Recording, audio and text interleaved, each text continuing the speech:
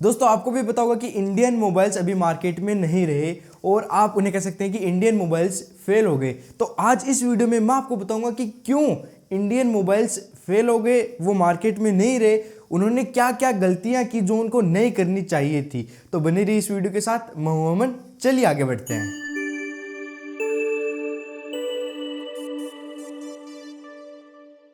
दोस्तों सबसे पहले तो मैं आपको कुछ टेक्निकल टर्म्स बताऊंगा। दो टाइप की टेक्निकल टर्म्स है। अगर आप उन टर्म्स को समझ गए तो आपको एकदम क्लियर हो जाएगा कि इंडियन मोबाइल ब्रांड्स मार्केट में क्यों फेल हुए, और बहुत ही आसान शब्दों में आपको समझाने की कोशिश करूंगा और मुझे पता है आप समझ भी जाओगे। दोस्तों एक होता है ओईएम, ओरिजिनल इक्विपमेंट मैन्युफैक्चरर, और एक होता है ओडीएम, ओरिजिनल डिजाइन मैन्युफैक्चरर। तो अब जैसे मान लो सैमसंग कंपनी है, मैं सैमसंग कंपनी हूं, तो मैं जाऊंगा ओईएम के पास, ओरिजिनल इक्विपमेंट मैन्युफैक्चरर, और मैं उनको कहूंगा कि हमें एक मोबाइल बनवाना है।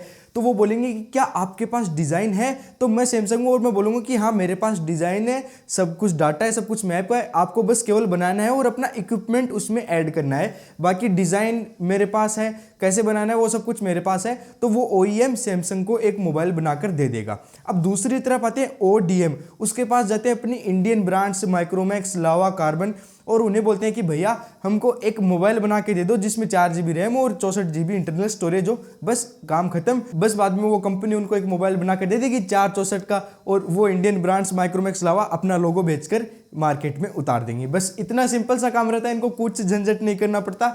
जस्ट उनके पास गए, मोबाइल बनवाना है, उन्होंने मोबाइल बना कर दिया और मार्केट में छोड़ दिया, मोबाइल को मार्केट में लॉन्च कर दिया। इंडियन मोबाइल्स के पास अपना कुछ भी नहीं है। मुझे भी बहुत दुख हो रहा है ये बात बताने में, लेकिन इंडियन ब्रांड्स के पास कुछ भी नहीं है और वो केवल अपना लोगो चिपकाकर मोबाइल को सेल कर देते हैं।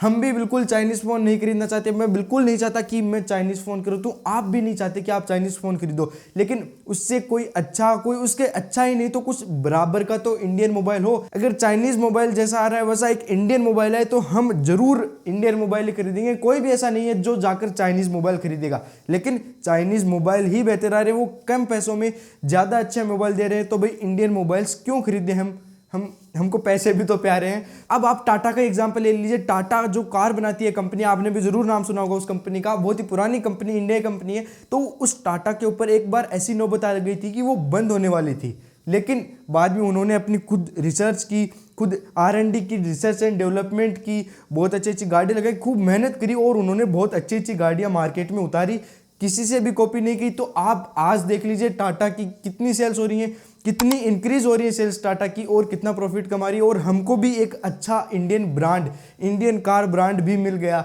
एक बार ऐसा टाइम आया था कि सड़कों पर टाटा की गाड़ियां दिखना बंद हो गई थी, केवल टाटा के ट्रक्स दिखते थे।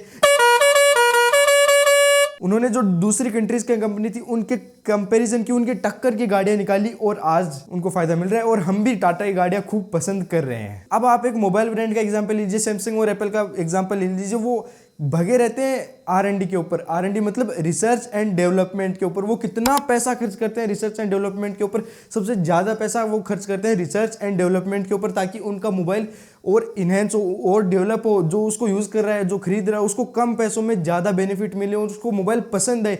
पता नहीं क्या क्या रिसर्च एंड डेवलपमेंट करते हैं, तब जाकर एक मोबाइल, अच्छा मोबाइल निकलता है और वो लोगों को पसंद भी आता है। लेकिन इंडियन मोबाइल ब्रांड्स कुछ भी R&D के नाम पर कुछ भी नहीं करते, वो एक पैसा भी नहीं खर्चते हैं R&D के नाम पर। उनका बस एक काम है, और दूसरा मोबाइल उठाओ, उसके ऊपर अपना लोगो चिपकाओ और उसको बेच दो। हाल फिलहाल की बात है, एक चिक्कू Q5 नाम का एक मोबाइल था, चाइनीज मोबाइल था, उसको माइक्रोमैक्स ने रीब्रांड कर माइक्रोमैक्स डुअल 5 के नाम से इंडियन मार्केट में लॉन्च कर दिया, और वो भी 35% हायर प्राइस, यानी 35% उसकी प्राइस बढ़ाकर, क्योंकि एक बार तो उसका चाइना में टैक्स लगा, फिर उसको इंडिया में इंपोर्ट किया तो इंडिया में टैक्स लगा, तो हमें महंगा भी मिल रहा है और मिल भी चाइनीज रहा है और कोई इतना अच्छा भी नहीं मिल रहा।